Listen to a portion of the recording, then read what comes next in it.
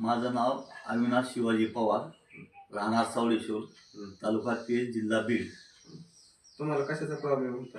हे माझ्या पायाला इसबगोल होतं आणि हा इसबगोल मी दवाखाना करून परेशान झालतो.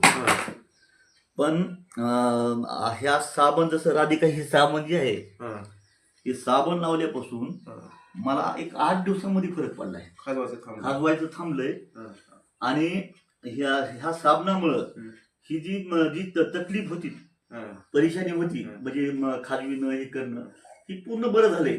आणि स्किन पण बदलायला लागली तुमची आता. स्किन पण बदलायली.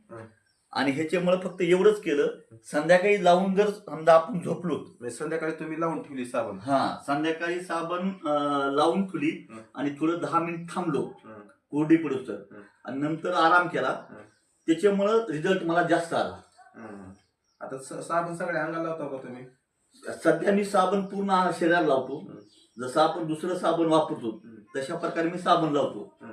पण ह्या तशा प्रकारे लावल्यामुळं माझ्या शरीरात कुठं ती खाज होती, ती खाज माझी पूर्ण राहिली आहे. आणि दुसरी गोष्ट, संध्याकाळी लावल्याला जास्त रिझल्ट लवकर येतो साबणातून. आपण जर सकाळी लावलं तर एक आपल्या त्वचेवर लय वेळ साबण राहत नाही ना, त्याच्यामुळे शरीरात लवकर मुरत नाही. पण संध्याकाळी लावल्याला रिझल्ट लवकर चांगला येतो. ह्याच्या आधी तुम्ही दवाखाने केले असतील?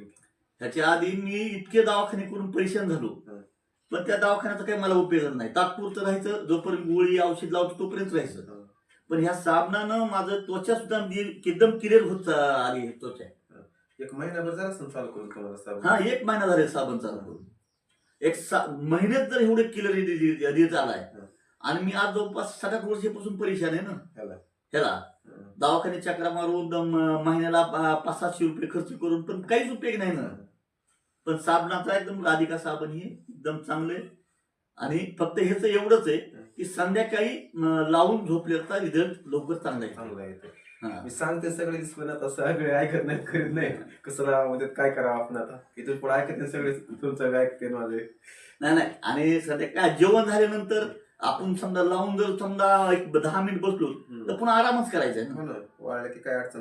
वाळले की काय अडचण? बरं, रिझल्ट आपली लवकर चांगला म्हणजे येतोय. मग एवढं तर करावं लागेल ना आपल्याला. आणि मलम दिल्यावर मलम नाहीत का लावणार? ना लावाच लागणार ना. खर्च